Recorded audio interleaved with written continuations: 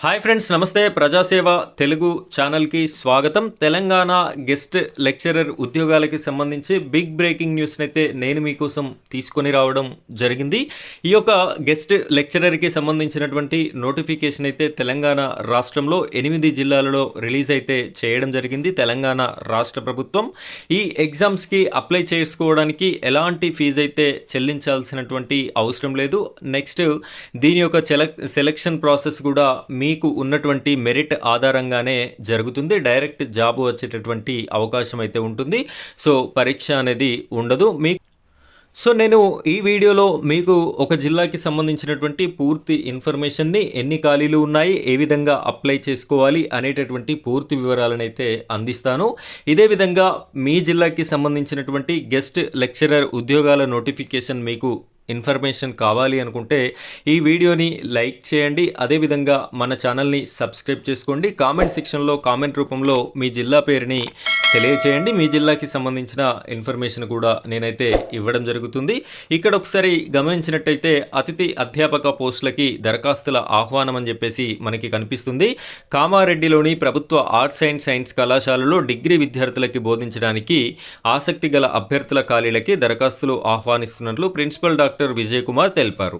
ఇది కామారెడ్డి జిల్లాకి సంబంధించినటువంటి ఇన్ఫర్మేషన్. ఇదే విధంగా మిగతా 8 జిల్లాలలో కూడా నోటిఫికేషన్స్ అయితే రిలీజ్ అయ్యాయి. ఇంకా మిగతా జిల్లాలలో కూడా రిలీజ్ అయ్యేటటువంటి అవకాశం అయితే మనకి కనిపిస్తుంది.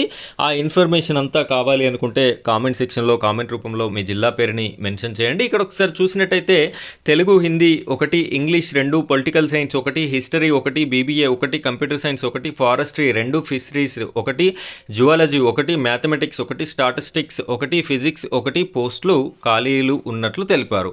ఇన్ని రకాల పోస్టులు అయితే ఈ జిల్లాలో ఖాళీలుగా ఉన్నాయి. అయితే దీన్ని ఏ విధంగా అప్లై చేసుకోవాలంటే అభ్యర్థులు సంబంధిత సబ్జెక్ట్లో మీరు ఏ సబ్జెక్టుకి అయితే అప్లై చేసుకోవాలో అనుకుంటున్నారో ఆ సబ్జెక్ట్లో 55% మార్కులు అయితే మీకు వచ్చి ఉండాలి అని చెప్పేసి, అదేవిధంగా పీజీ పాస్ అయి ఉండాలి అని చెప్పేసి కూడా మనకైతే ఇక్కడ మెన్షన్ చేయడం జరిగింది. ఎస్సీ ఎస్టీలకైతే 55% ఉండాల్సిన అవసరం లేదు, 50% ఉన్నా కూడా తీసుకోవడం అయితే జరుగుతుంది. పిహెచ్డి నెట్ సెట్ బోధనానుభవం కలిగిన వారికి ప్రాధాన్యత ఉంటుందని ఎంపిక ప్రక్రియ కళాశాల విద్యా కమిషనర్ నిబంధనల ప్రకారం జరుగుతుందన్నారు. ఇక్కడ కళాశాల నిబంధనల ప్రకారం అయితే ఎంపిక జరుగుతుంది అని చెప్పేసి చెప్తున్నారు.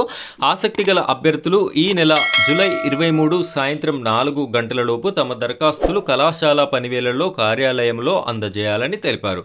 ఈ 23వ తారీఖు రోజు 4 గంటలలోపు మీరైతే దరఖాస్తులను డైరెక్ట్ కళాశాలకు వెళ్ళి ఇవ్వవలసి ఉంటుంది.